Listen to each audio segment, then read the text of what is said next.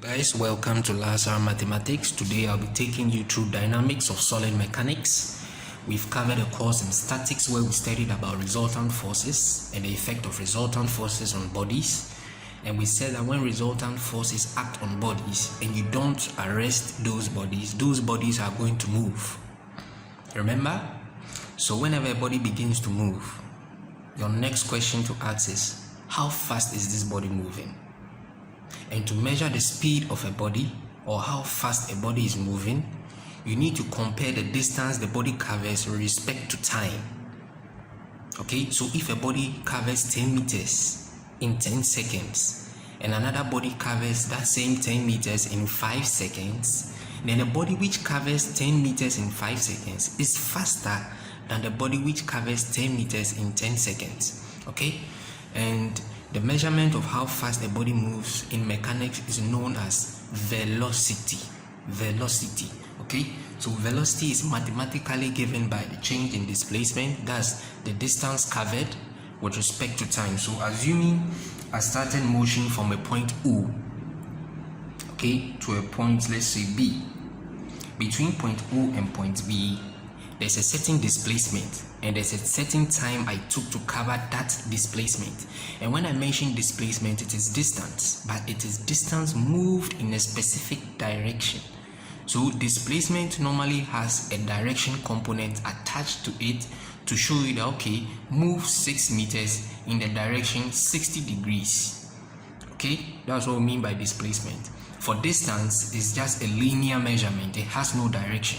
Okay, so that's the difference between displacement and distance. So we've learned about what velocity is just now, and we are saying that is to measure. It helps us to measure how fast a body moves. So we are comparing the distance a body covers, or more precisely the displacement a body covers respect to time. Okay, so between the point O and point B, if I wanted to calculate my velocity will be equal to the change in displacement, that's from this reference point S2, that's the distance from here to B, and assuming here is C, so S2 minus S all over the time at S2 minus the time here T. Okay, so it's all with reference to this point. If I wanted to calculate my velocity between point C and point B, then my velocity will be equal to what? S2 minus S1 on T2 minus T1. So we have T2 as a time taken here, T1 as a time taken here, and T as a time taken here. I mean, they are all with reference to this origin. Okay, so whenever you are calculating velocity, look at the 2 points within which you are calculating the velocity and the time taken within those 2 points. Okay, so anytime a body moves, it starts with a certain initial velocity and it ends with a certain final velocity. And we want to represent these parameters by U and V. So U is initial velocity in mechanics and V is final velocity in mechanics. Okay, so just as we said here, that velocity is change in displacement with respect to time. This velocity we have here could be a final velocity or an initial velocity. But coming back to velocity itself, we've learned that velocity is given by what? Change in displacement with respect to time. Okay, now what if we said the body moved 10 meters in every 10 seconds?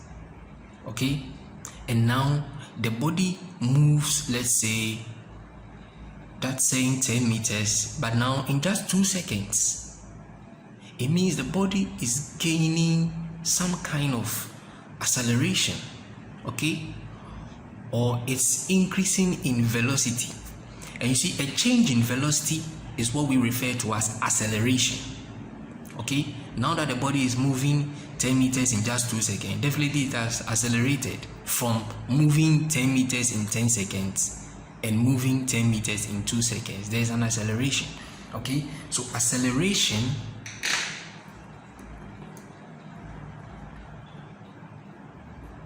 is given by the change in velocity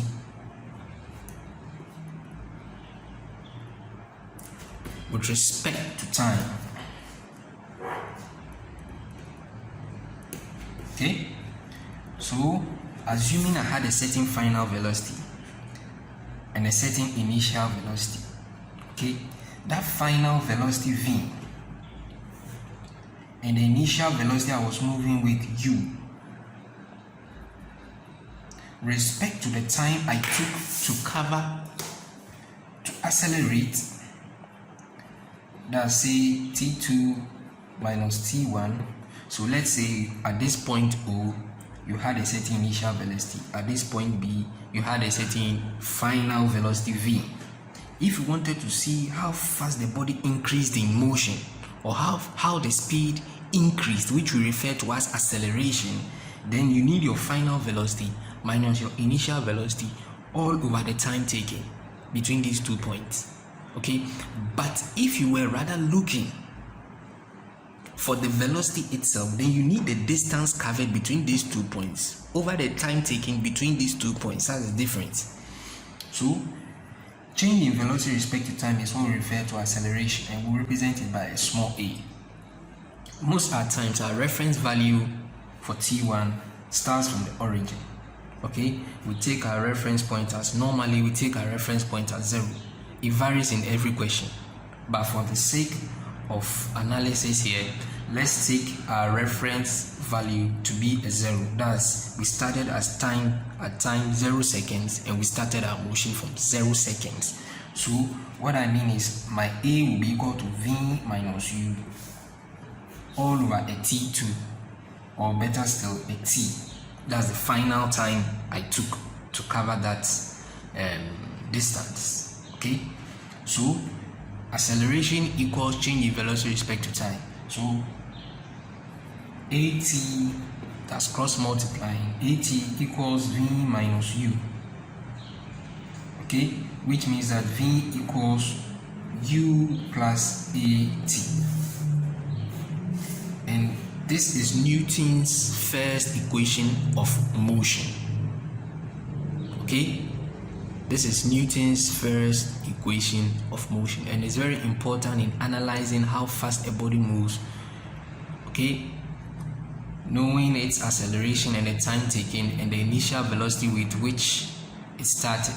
Okay, so when you know your initial velocity, you know your acceleration with which your body is moving, you know the time taken to cover the distance in reference, you can calculate your final velocity. Okay, so based on what you know here, you can calculate for other parameters. So this is Newton's first equation of motion. Newton's second equation of motion says that, okay, if between the points O and point B, okay, I wanted to calculate my distance. Okay, I wanted to calculate my distance because my velocity changes could change within the point O and B.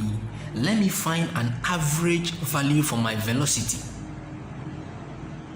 Okay, because we have said that changing displacement or distance over time equals velocity. So when I'm looking for distance, I need to multiply time by velocity. But this velocity has to be an average value within these 2 points. So what I'll say is, if I need my displacement s, then it's an average value v plus u. Average means you add and divide by the number of items in consideration. So it's an average value. That's my final velocity, my initial velocity u, divided by 2 times time. This is what gives me my displacement. Okay, but we know that v equals u plus at. So what do I say? S equals u, that's substituting v for u plus at. We have u plus at plus another u all over 2 times t.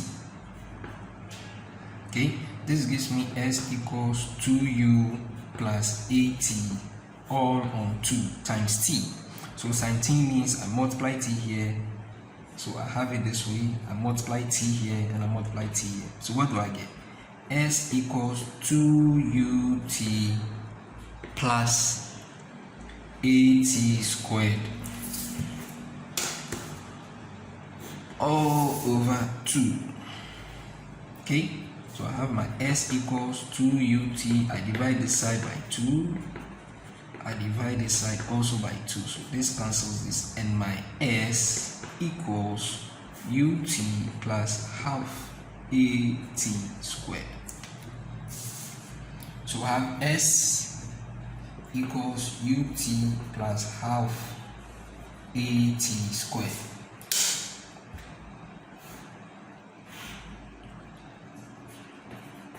So this is Newton's second equation of motion. So when you want to find a displacement of a body and you know your initial velocity, the time taken to cover that displacement, you know your acceleration, then you can find the displacement between those 2 points. Okay? Now, when you look at these two equations, we've related V to A to U. Here, we've presented the S to a U to a A. So in our last equation, what we want to do is, we also want to find a relation between V, U, A, and S. Okay, and to do that, that will give us our third equation of motion. To do that, we need to square our first equation. So let's turn over. We say V equals, from our first equation of motion, we said V equals U plus 80. So if I square both sides, what do I get? V squared equals U plus 80, U plus 80. And from binomial theorem, which I'll treat later, you can see V squared equals, here what do you get from here? U squared plus twice this and this, 2UAT plus A squared T squared. That's when you expand this is what you get. Okay? So what do I say here? V squared equals U squared plus, let's factor out a 2A here, so we'll be left with UT here. Now whenever you factor something out, you divide by whatever you have inside the bracket. Okay, so if I put this in a bracket and I factor 2A out, I need to divide whatever is in the bracket by 2A. So here, when I divide this side by 2A, I'll be left with UT. But when I divide here by 2A, what will I be left with? I'll be left with a 2 as my denominator and 1A here and a T here. Now remember this, it came from UT plus half AT squared. So in place of UT plus half AT squared, I put an S there. So my V squared equals U squared plus 2AS. This is Newton's third equation of motion. Okay, so these three equations of motion would help you to analyze how fast a body is moving, or how a body accelerates, or how to calculate the displacement between 2 points, given, let's say, its initial velocity, final velocity, and the time taken to cover that displacement. These are very important parameters in analyzing motion of rigid bodies. Okay, so join me in my next lecture. Let's see how these Newton's equations of motions can be used in solving questions. Okay, let's get going.